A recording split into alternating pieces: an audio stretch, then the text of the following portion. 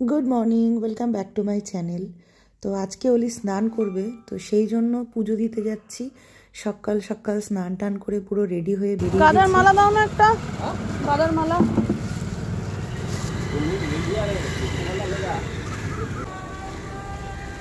আর একটু লুজ জবা ফুল দিয়ে দিও। তুই না জ্বালবে তেল তো কায়া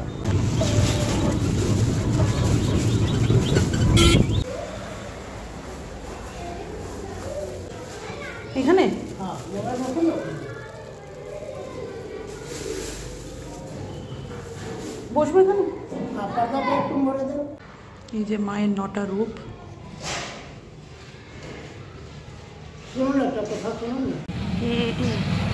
পুজো হয়ে গেল, খুব ভালোভাবে পুজোটা হয়েছে। একদম শান্তি করে মন ঠান্ডা করে মাকে ঠান্ডা করে এলাম। আর এখন নবনীতাদের বাড়িতে যাব। তার কারণ হচ্ছে কালকে না মিস্টার দাস নিম পাতা পায়নি, সবই মোটামুটি জোগাড় করে দিয়েছে।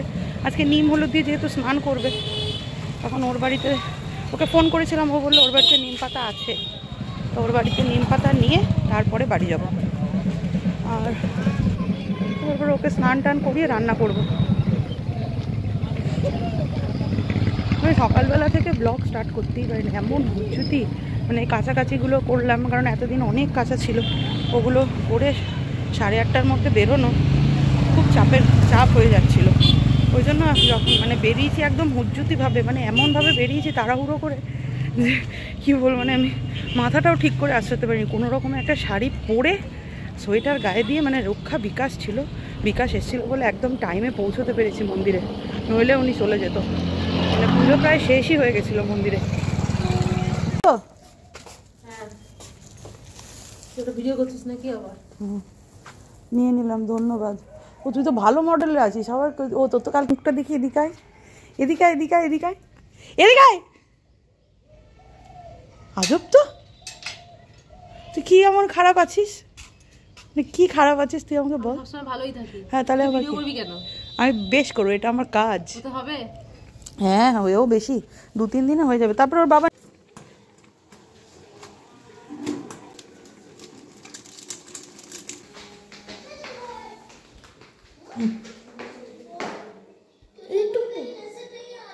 ভাত দেবো।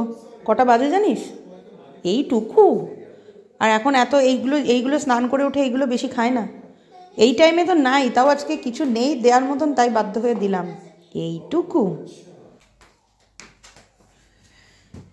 ও বাবারে বাবা, এ বাবা।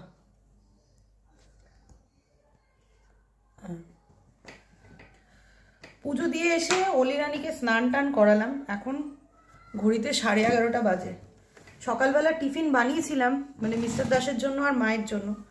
তো রুটি বানিয়েছিলাম, এখন আর রুটি আর নেইও। 1 নম্বর মানে রুটি আমার আটা মাখাটা কম হয়ে গেছে। আর অলি রানী তো রুটি একদমই খেতে পাচ্ছে না, ওর এই ভেতরেরটা এখনও অবধি কাঁচা আছে, মুখের ভেতরেরটা। সেই জন্য তো ভেবেছিলাম সুজি বানাবো, একটু ঝাল সুজি বানাবো, কিন্তু এখন অলরেডি 11:30 বাজে, এখন আর ঝাল সুজি বানানোর মতন টাইম নেই। আর ঝাল সুজি বানাতে গেলে পরে দুপুরের ভাত খাবে না। সেই জন্য 2 প্যাকেট ম্যাগি ছিল ঘরে, ওটাই একটুখানি একটা মশলা দিলাম, একটা মশলা দিয়ে ঘেটে নিলাম, ওকে একটুখানি দিলাম, আমি একটু খেলাম। মানে আমি একটু খাচ্ছি, এত খিদে পেয়ে গেছে না কি বলবো। এই জন্য বলে মানে এমন এক একটা দিন এমন যায় না, মিস্টার দাস থাকলে পরে আমার এতটা অসুবিধা হতো না, কিন্তু ও নেই বলে আরও অসুবিধাটা হয়ে গেল। ওর গাড়িটা থাকলে পরে সুবিধা হতো। যাই হোক, খেয়ে দিয়ে আবার রান্না করতে হবে, তাড়াতাড়ি রান্না সারতে হবে, কারণ 1:30টার মধ্যে সবাইকে খেতে দিয়ে দিতে হবে। অলি রানীকেও খেতে দিয়ে দিতে হবে, মাকেও খেতে দিয়ে দিতে হবে।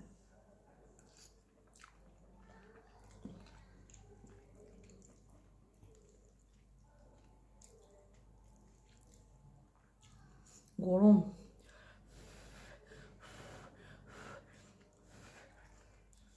আজকে প্লেন রান্না করবো, একদম সিম্পল মাছের ঝোল, ফুলকপি দিয়ে পাতলা মাছের ঝোল, কারণ অলি রানী তো খাবে না।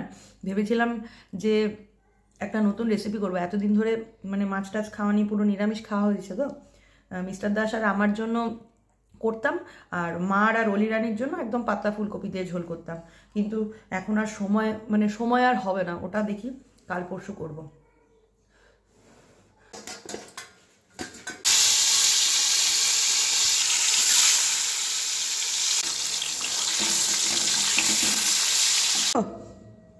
আছে। কি খাবি? পেটি? পেটি খা, কাটা বেছে খেতে পারবি না নইলে। লঙ্কা আমাকে দিয়ে দিবি, হ্যাঁ?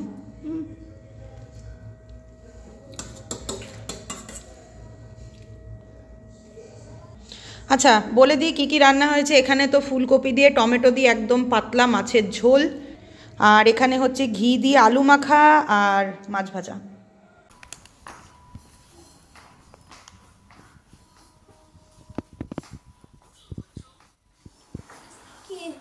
ওঠ, সময় পেলেই হলো। দেখ কি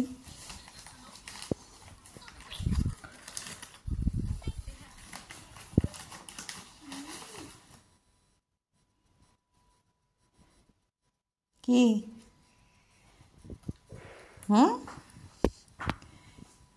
कुछ कहना है? দোকান থেকে আনলাম।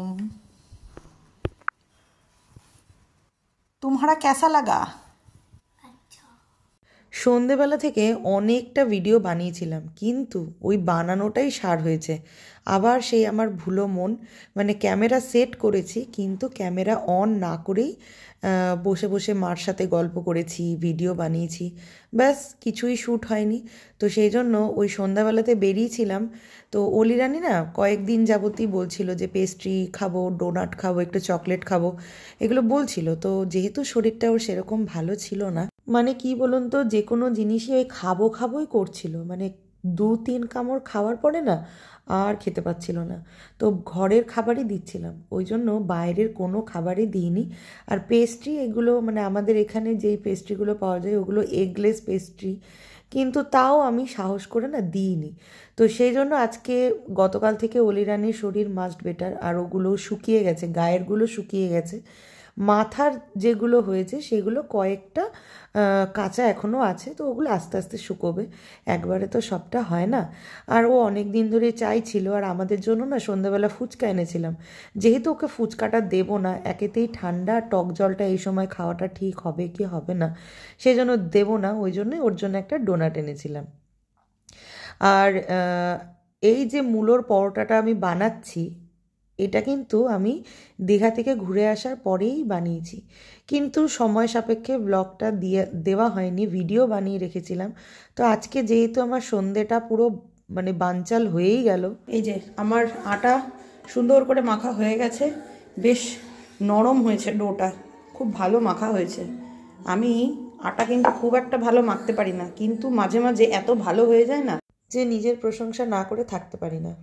তো ওই জন্যই যে এই ভিডিওটাই শেয়ার করলাম আপনাদের সাথে। তো মূলোর পরোটা কিভাবে বানিয়েছি সেটা একবার বলে দিই, যদিও ভিডিওতে পুরোটাই দিয়ে দিয়েছি, কিন্তু যদি বুঝতে না পারেন তো সেই জন্য বলে দিই। তো ফার্স্টে মূলোগুলোকে গ্রেটারে গ্রেট করে মূলোর যে জলটা, নুন মাখাইনি, চিপে চিপে বের করে নিয়েছি।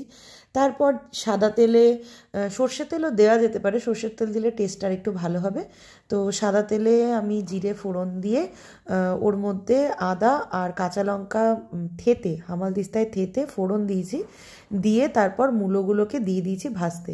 তার মধ্যে টমেটো দিয়েছি, কাঁচা লঙ্কা দিয়েছি, আর হচ্ছে জিরের গুঁড়ো, নুন চিনিটা ব্যালেন্স করে দিয়েছি। চিনিটা অবশ্যই দিতে হবে যারা চিনি খায়, আর যারা চিনিটাকে একদম অ্যাভয়েড করে তাহলে তারা চিনি ছাড়াই করতে পারে, কিন্তু চিনিটা দিলে না খেতে বেশ ভালো লাগে। আমি চিনি খাই না, কিন্তু তাও দিয়েছি। তারপরে মূলোটার জলটা ভালো করে শুকিয়ে নিতে হবে, একদম পুরো শুকিয়ে নিতে হবে, নিয়ে নামানোর আগে ধনেপাতা দিয়ে নামিয়ে নিয়েছি আর কি। তারপর ওই যে পুরটা বানিয়েছিলাম সেটা আটার সাথে একেবারে মেখে নিয়েছি। গত বছর আমি মূলোর পরোটা বানিয়েছিলাম, তখন না ওই লেচি কেটে ভেতরে পুর দিয়ে বানিয়েছিলাম, কিন্তু অতটা টেস্ট হয়নি যেটা এইবারের পরোটাটাতে টেস্ট হয়েছে। এই নিয়ে দুবার বানালাম মূলোর পরোটা, মানে শীতকালে আর কি। আর মূলোর পরোটার বিশেষত্ব হচ্ছে এটা অবশ্যই আটার হতে হবে আর বাটারে ভাজতে হবে, তবেই কিন্তু মূলোর পরোটার টেস্টটা পাওয়া যায়। আমি যে কটা ভিডিও দেখেছি আর শুনেছি, হ্যাঁ, তারা কিন্তু সবাই মোটামুটি ওই মূলোর পরোটা আটা আর বাটারেই ভাজে। আমি যেখানে কোয়ার্টারে থাকতাম তার ঠিক পিছনে, মানে আমাদের কোয়ার্টারের পিছনে একজন পাঞ্জাবি থাকতো। তো তার কাছ থেকেই প্রথম মূলোর পরোটা খাই, এমনকি মানে সে আমাকে মূলোর পরোটা বানানোটাও শিখিয়েছিল।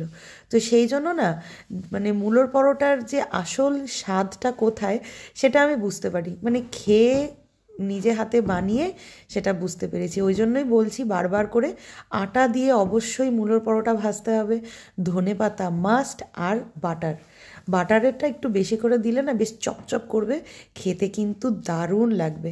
তো যাই হোক, কথা বলতে বলতে আমার মূলোর পরোটা রেডি হয়ে গেছে। 2টো পরোটা আর আলুর দম নিয়ে নিয়েছি গরম গরম। এবার আমি আমার ডিনারটা সেরে নেব। মিস্টার দাস টেস্ট করে বলবে কেমন হয়েছে। নাও। একটা কথা ছিল, আমার ভিউয়ার্সরা ভাবে যে তোমাকে জোর করে আমি ভালো বলাই। সত্যি করে একটা বেশ দিল খুলে একটা রিভিউ দাও তো, মূলোর পরোটাটা অ্যাকচুয়ালি কীরকম হয়েছে। ভালো হয়েছে। আমি কি জোর করে তোমাকে বলাই? তুমি হাসো না কেন? আমার ভিউয়ার্সরা বলে তুমি হাসো না, তুমি মুখ ভেঙাও। কেন মুখ ভেঙাও? কেন